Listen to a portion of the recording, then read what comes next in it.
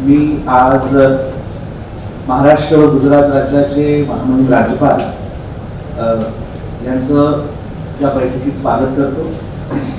आजच्या बैठकीमध्ये महामहिम राज्यपाल महोदय यांनी न्यू एज्युकेशन पॉलिसी आणि अन्य विद्यापीठांशी संदर्भित जे काम शासनाकडून करणे अपेक्षित आहे अशा संदर्भात सर्व वाईस चान्सलर्स आणि संबंधित विभागाचे सेक्रेटरीज यांची आज इथे वीडियो कॉन्फ्रेंस तैयार करण्यात आलेली है।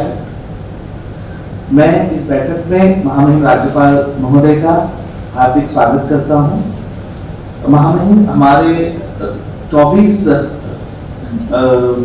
विश्वविद्यालय के वाइस चांसलर्स आज यहाँ पर उपस्थित हैं।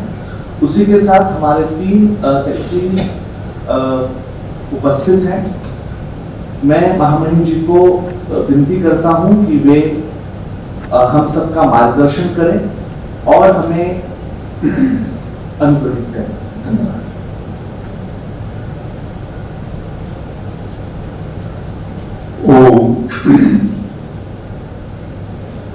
महाराष्ट्र विश्वविद्यालय के सभी सम्मानित कुलपति महानुभाव और हमारे अधिकारीगण, आज आप सभी का इस बैठक में मैं हार्दिक अभिनंदन और स्वागत करता हूं। पहली बार हम थोड़ी सी चर्चा कुछ विशेष बिंदुओं पर करेंगे। आप और हम सब बहुत अच्छी तरह जानते हैं कि हमारे विश्वविद्यालय देश की भावी पीढ़ी के निर्माण के केंद्र हैं और भारत के आदरणीय प्रधानमंत्री श्रीमान नरेंद्र मोदी जी ने पिछले दिनों नई शिक्षा नीति पर बहुत बड़ा कार्य किया है। पूरे देश में वर्षों तक अनेक लोगों को इसके साथ में जोड़ा गया, उनके विचार लिए गए और जिन बिंदुओं पर सहमति बनी और वो ऐसे बिंदु जिनसे आने वाले हमारे युवा विद्यार्थी जुड़ करके अपने व्यक्तिगत जीवन को सार्थक कर पाए और समाज और देश के लिए उपयोगी बन पाए, इन बिंदुओं पर लंबी चर्चा हुई है। आज कुछ ऐसे विषय जो शिक्षा नीति में लिए गए हैं, आप सब से हमारा आग्रह रहेगा कि पूरी ईमानदारी के साथ, डेडिकेशन के साथ उन सारे बिंदुओं को आप अपनी अपनी यूनिवर्सिटी में विधिवत लागू करें, जिससे भारत सरकार और शिक्षा विभाग द्वारा जो नई शिक्षा नीति बनी है उसको कार्यान्वित किया जा सके। इसमें मुख्य रूप से आप और हमने चिंता करनी पड़ेगी।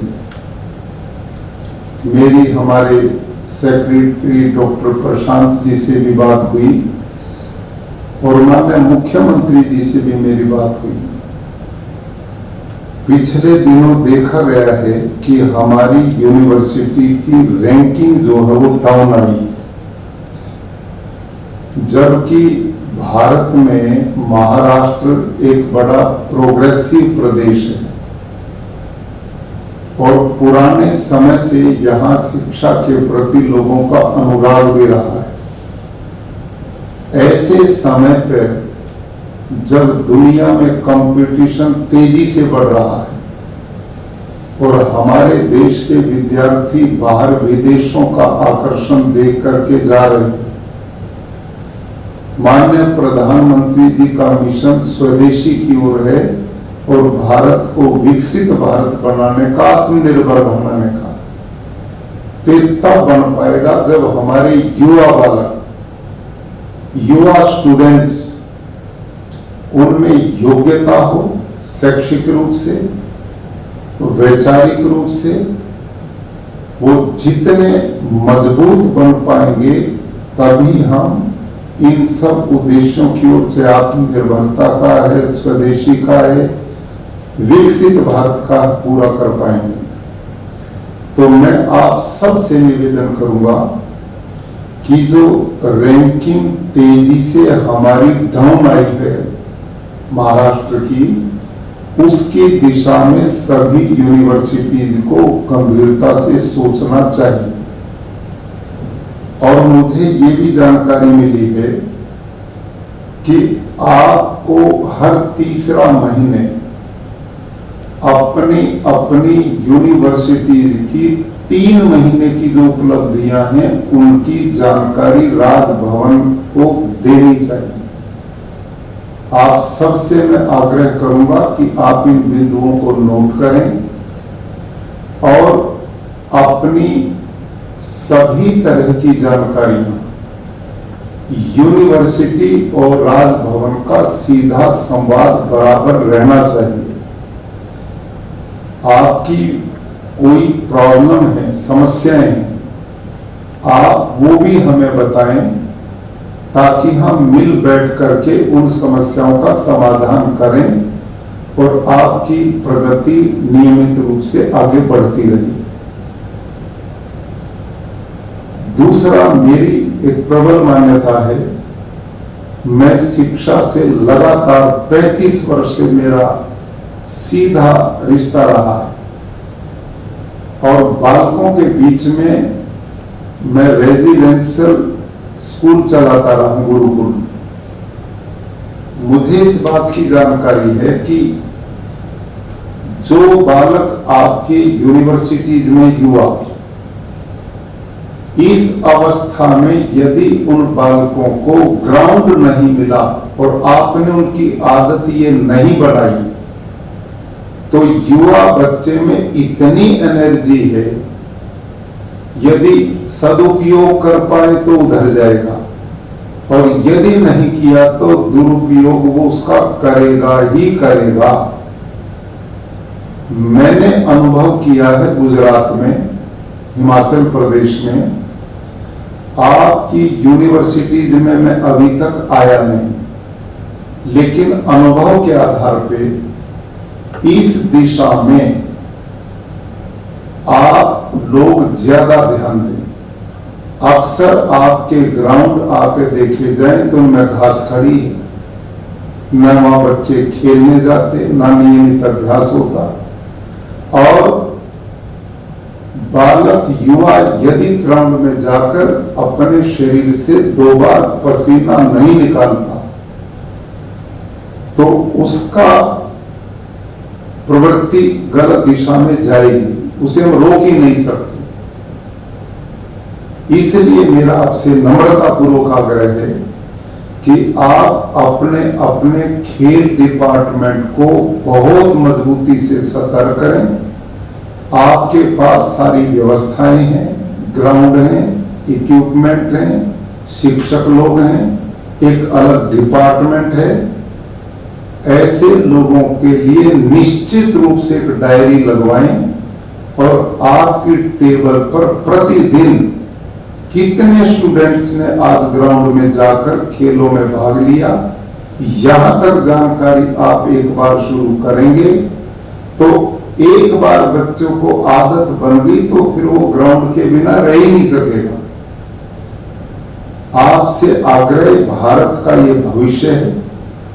मैं और आप एक जिम्मेदार पदों पर बैठे हैं। ऐसे समय पर मेरा और आपका नैतिक कर्तव्य बनता है कि हम अपने कॉलेज जो आपसे जुड़े हैं, आपकी यूनिवर्सिटी, सब में आप ग्राउंड के लिए सुव्यवस्था करेंगे।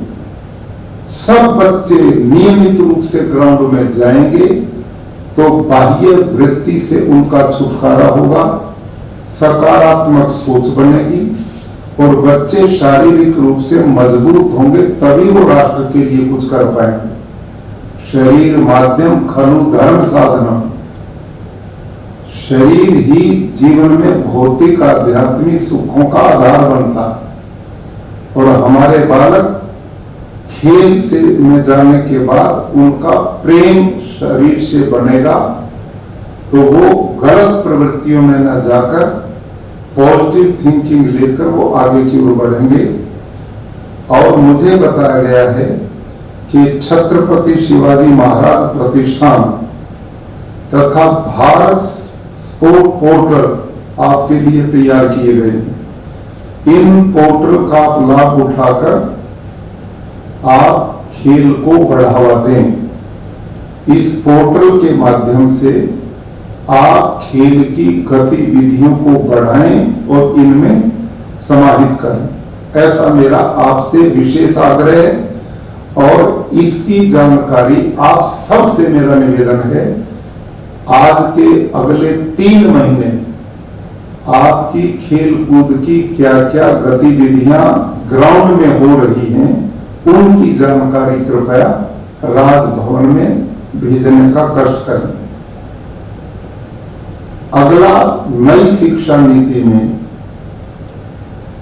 महिला सशक्तिकरण के लिए विशेष रूप से बल दिया गया है और महाराष्ट्र सरकार ने भी स्वयं सिद्धा केंद्र और सभी विश्वविद्यालयों में स्थापित की है। मेरे ख्याल स्वयं सिद्धा केंद्र के माध्यम से जितने भी आपके कॉलेजेज हैं उनमें स्त्री शक्ति पोर्टल का उपयोग कर ऑनलाइन शैक्षिक कार्यों को बढ़ावा दिया जाना चाहिए।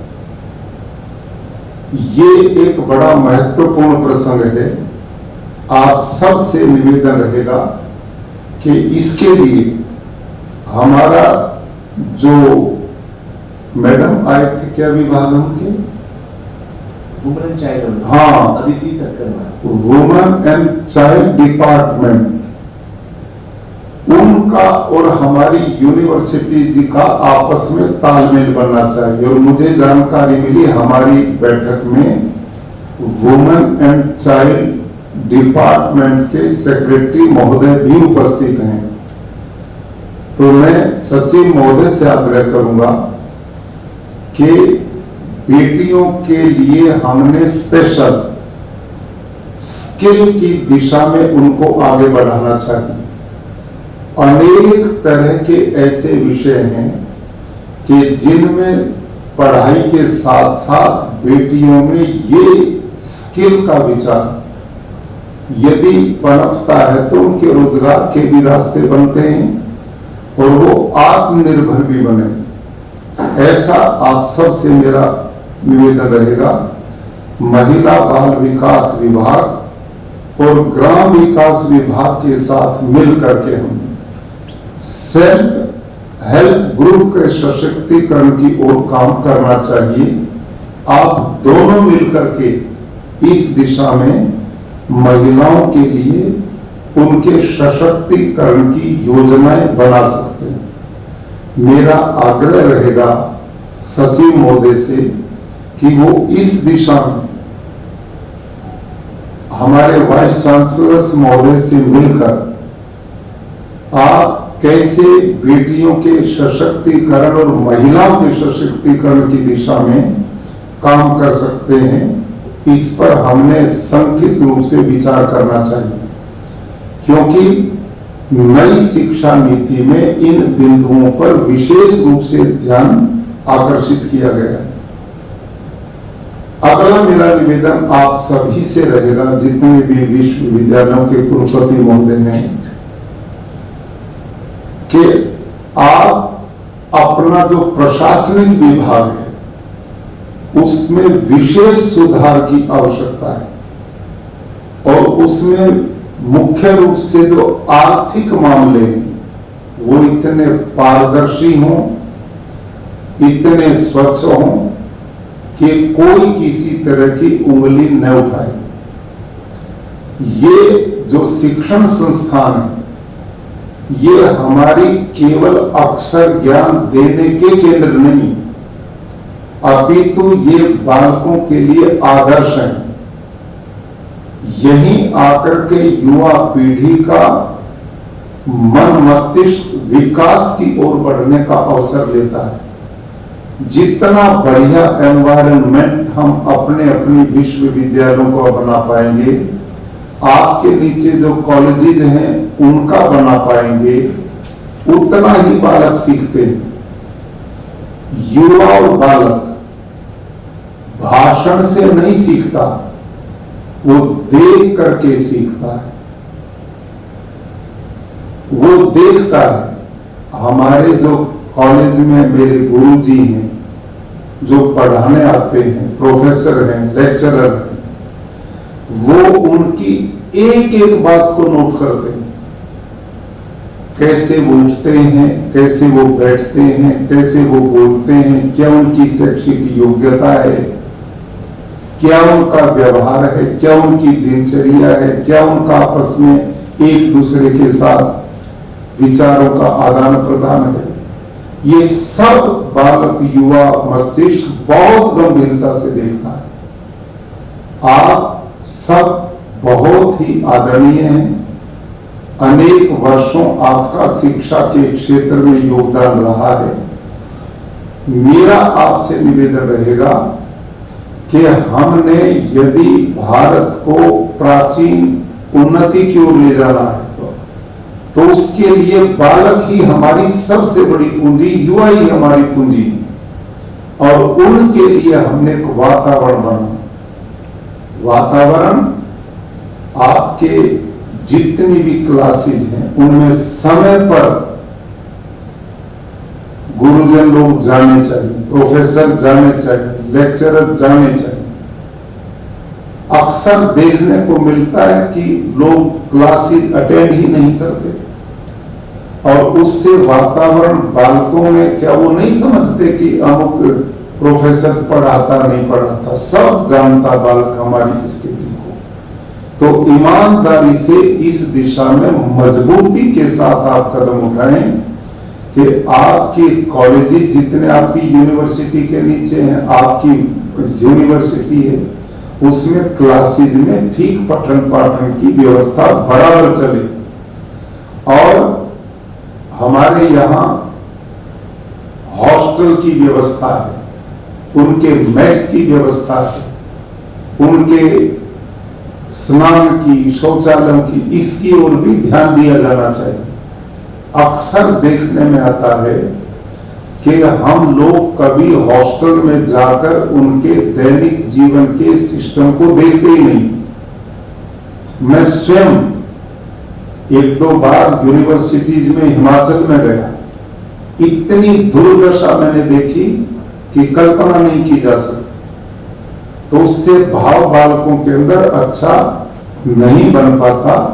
इससे मेरा निवेदन है कि आप सभी कम से कम महीना 15 दिन में कभी किसी हॉस्टल में एक राउंड हो गया, कभी किसी में हो गया, कभी मेस में चले गए, कभी उनके बीच में बैठ के भोजन कर लिया, कभी उनके बाथरूम लैट्रिन चेक कर लिया। जब हम अपने घर में करते हैं तो वो भी तो हमारे बच्चे हैं, उनका भी हमें ध्यान रखना चाहिए।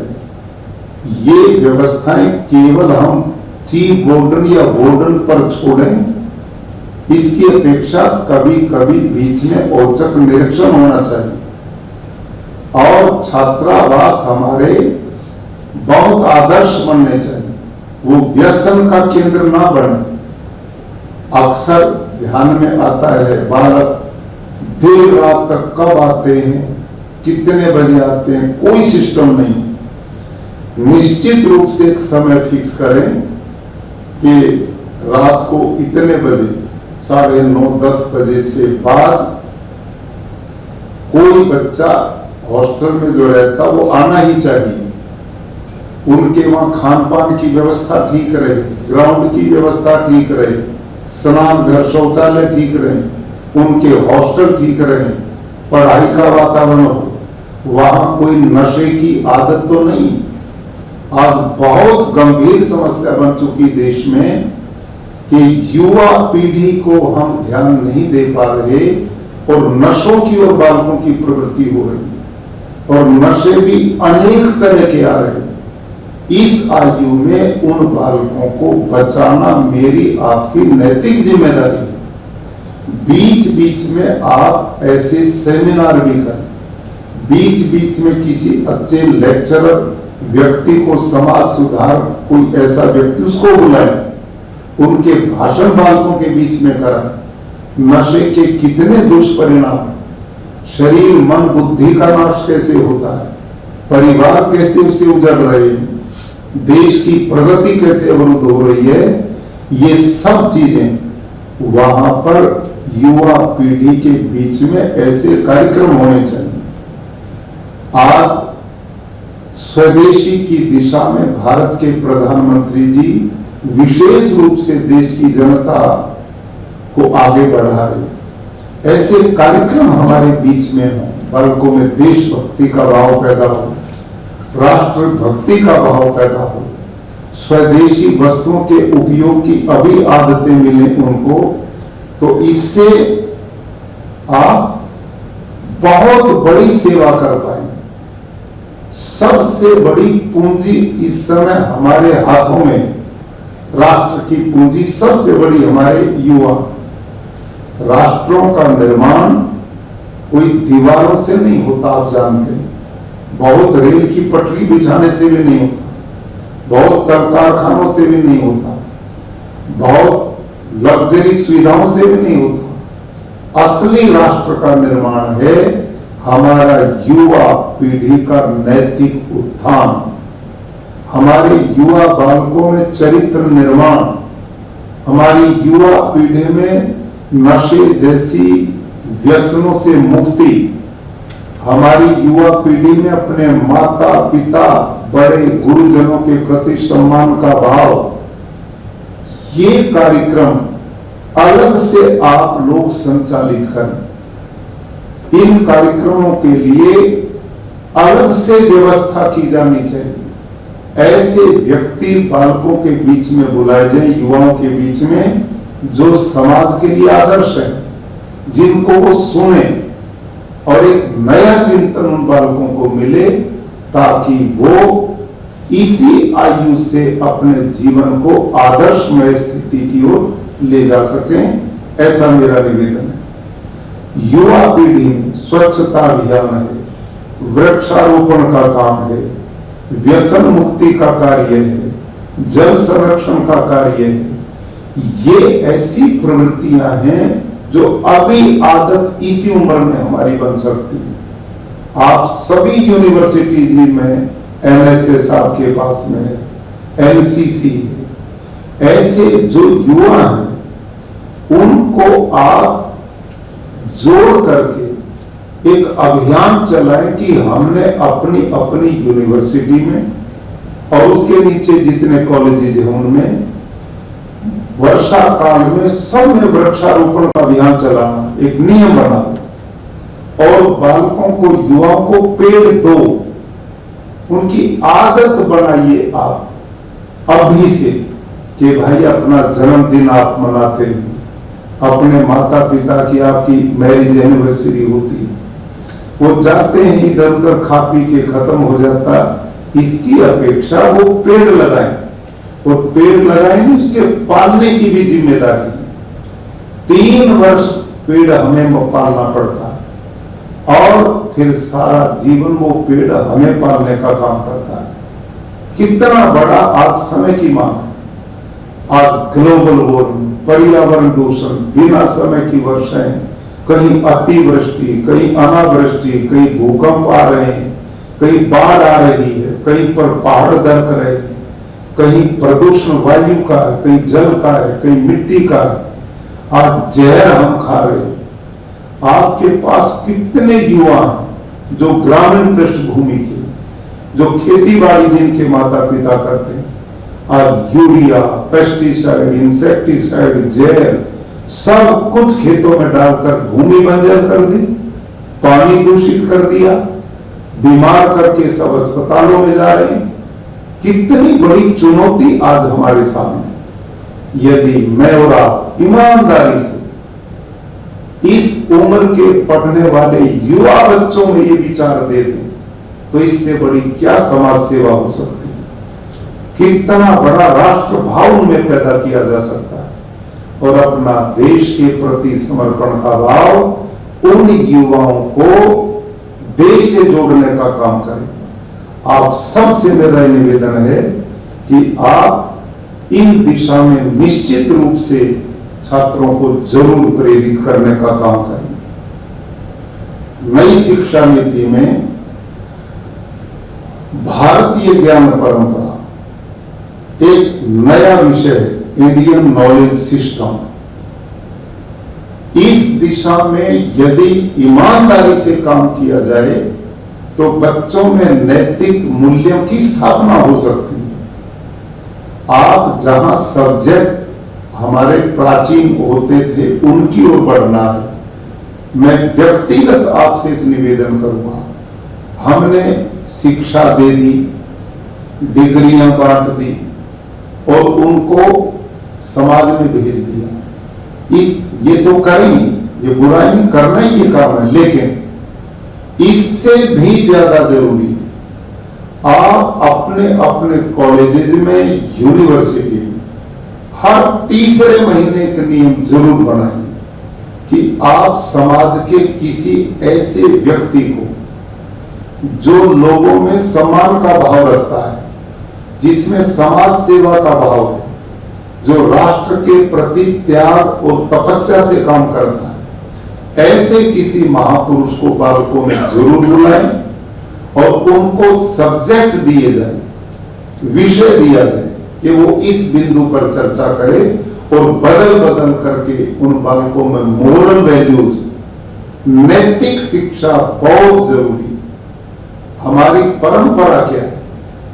आज यूनिवर्सिटी, कॉलेज वो अपने गुरुजन का सम्मान नहीं करें, अपने माता पिता के प्रति सम्मान का भावना रखें, जिस समाज ने हमें सब कुछ दिया उसके प्रति अपना सकारात्मक सोच न रखें, अपना राष्ट्र के प्रति समर्पण का भावना हो, तो यह अक्षर ज्ञान किस काम का है? कुछ भी नहीं। एक पढ़ा लिखा युवा जिम्मेदार नागरिक बनना चाहिए। यदि अनपढ़ व्यक्ति और पढ़े लिखे में इतना ही अंतर नहीं तो फिर इस डिग्री का क्या काम? सबसे जरूरी है जिम्मेदार लोगों का निर्माण करना, जिसमें अपने जीवन का उद्देश्य क्या है और इस जीवन की राष्ट्र, समाज, परिवारों के लिए क्या जिम्मेदारी है, ये भाव युवा पीढ़ी में पैदा होना चाहिए। ये भाव होगा तो मैं समझता हूं आप सभी वाइस चांसलर इस देश को, अपने प्रदेश को बहुत कुछ दे पाएंगे। ये बहुत महत्वपूर्ण विषय है।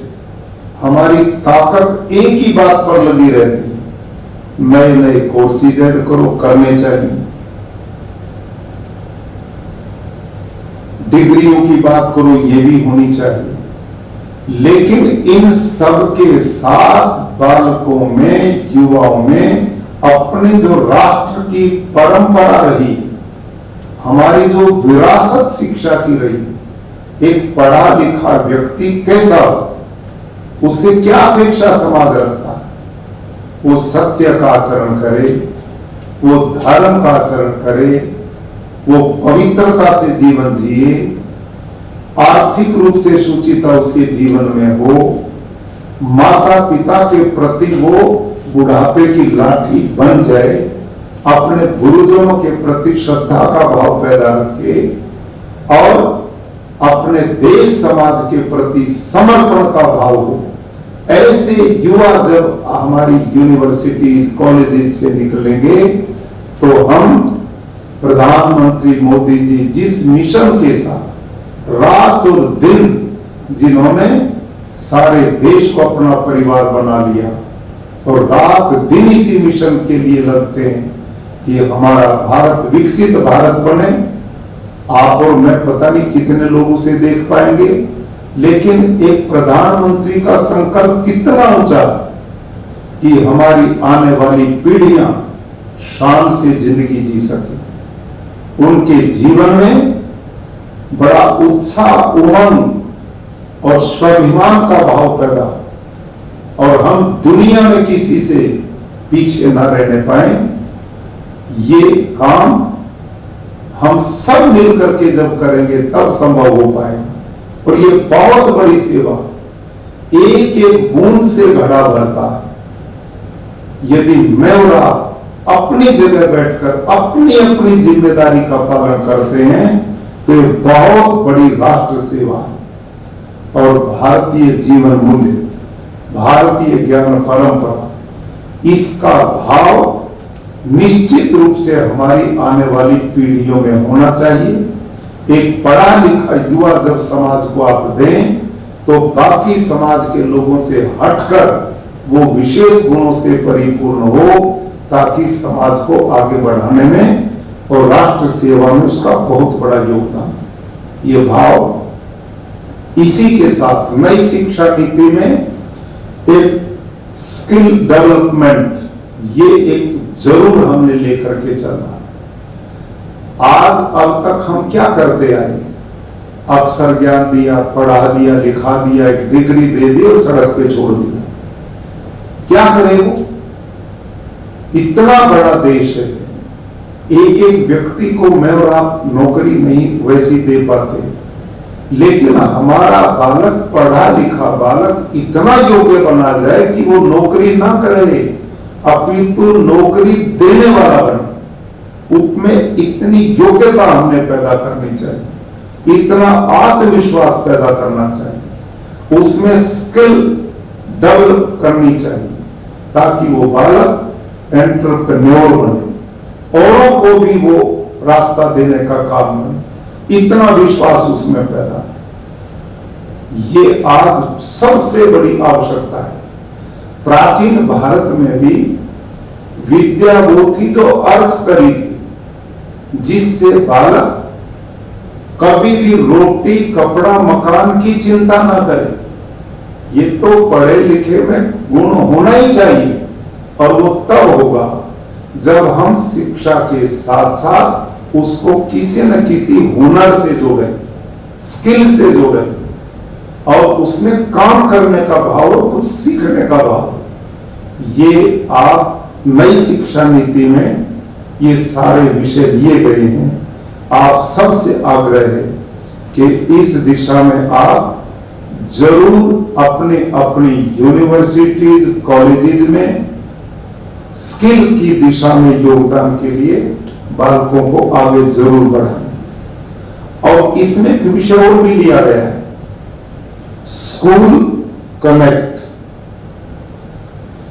अक्सर हमारे देश में देखने को मिल रहा है, 12वीं क्लास के बाद, +2 के बाद 27% ही युवा बेटे बेटियां कॉलेज, यूनिवर्सिटीज में जाते हैं, पढ़ाई छोड़ देते हैं। बताओ, आज के युग में दुनिया इतनी तेजी से आगे बढ़ रही है और हम अपने कुल 27% ही युवाओं को कॉलेज तक पहुंचा पा रहे हैं।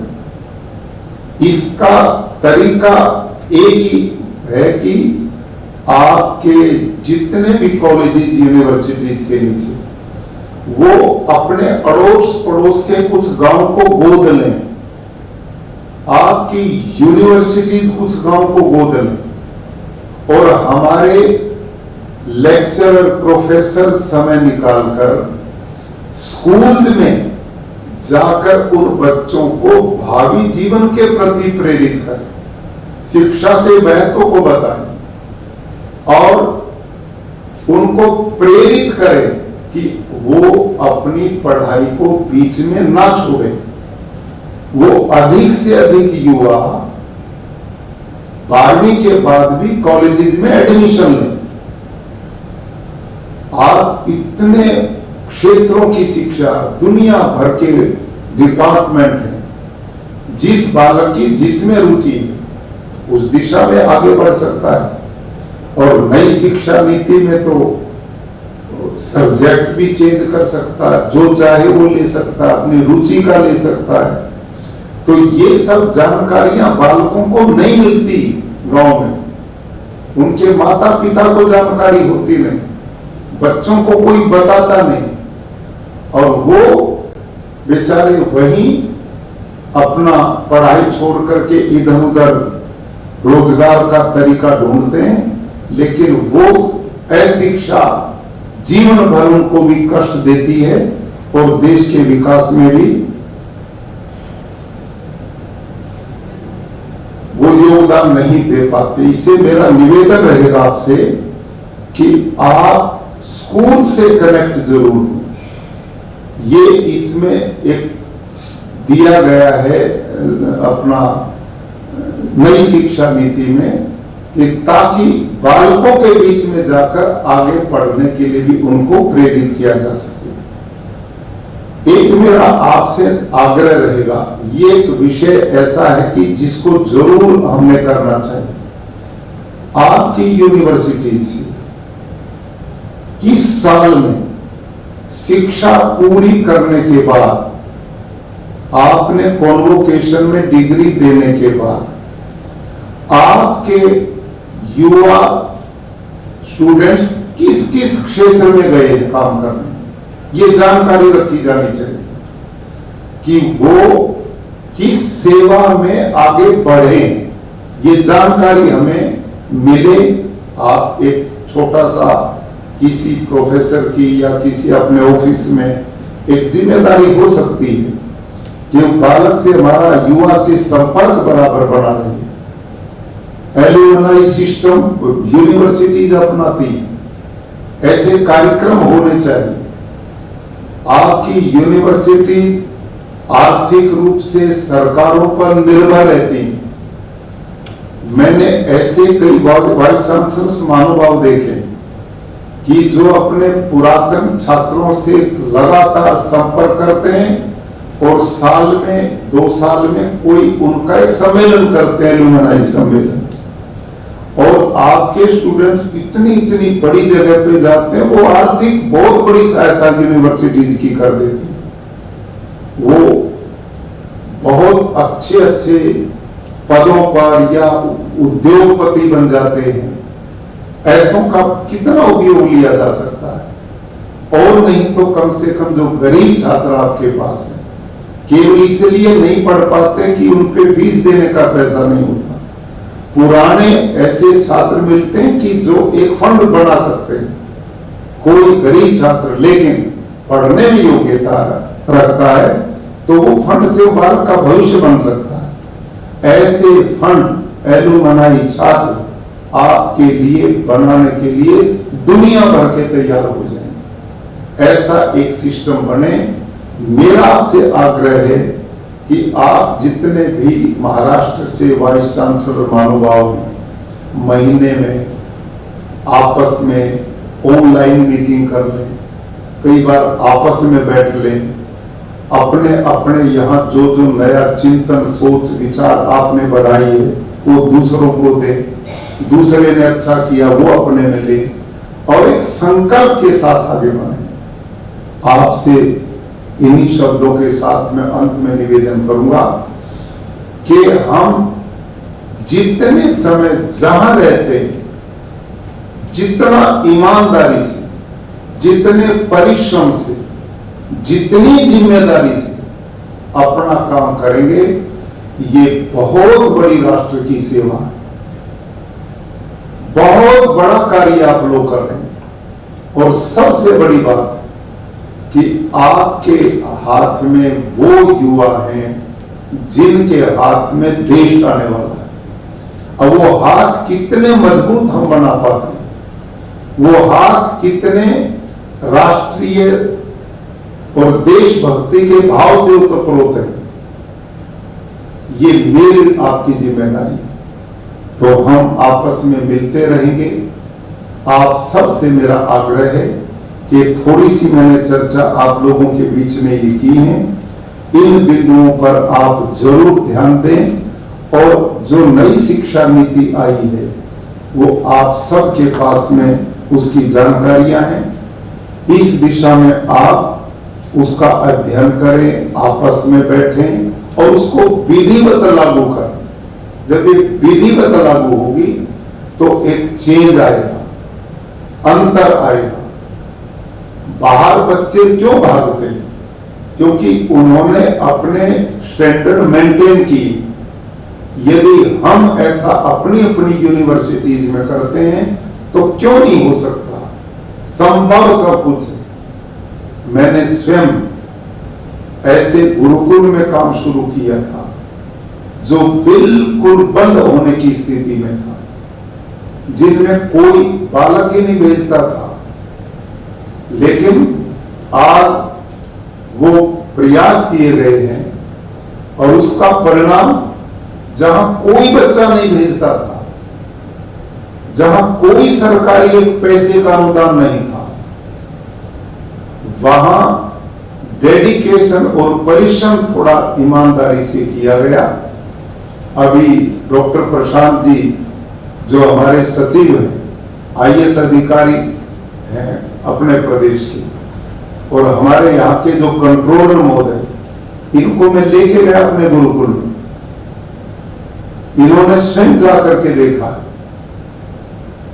1 रुपया हमने कभी सरकारी अनुदान नहीं लिया, कोई और आय के स्रोत नहीं, केवल मेहनत की, परिश्रम किया बच्चों के साथ। हमने विश्व स्तर के वहां प्लेयर पैदा किए। इस समय हमारे एक गुरुकुल से, इसमें 1500 बच्चे, जहां कोई बच्चा नहीं भेजता था, 17 बच्चे पिछले साल में एनडीए में गए। नीट आईआईटी में बच्चे जाते हैं, आईआईएम में जाते हैं, एनआईटीज में जाते हैं। केवल परिश्रम, जबकि हमारे संस्थानों में तो सरकारी सहयोग है, केंद्र सरकार के, प्रदेश सरकार के। इसमें भी आप एलुमनाई जो युवा हैं उनको जोड़िए। जो बच्चे आपके अच्छे स्थान पर जाते हैं उनसे संपर्क करिए, उनके साथ तालमेल रखिए और पारदर्शिता, शुचिता का वातावरण आपके यूनिवर्सिटी में बने, ऐसा मेरा निवेदन है। आज आप लोगों ने समय दिया, इन विषयों को जरूर नोट किया होगा। ये जो बातें आज हुई हैं, कृपया अगले 3 महीने क्या क्या आप लोगों ने इन बिंदुओं पर काम किया है, इसकी जानकारी राजभवन में जरूर भेजिए।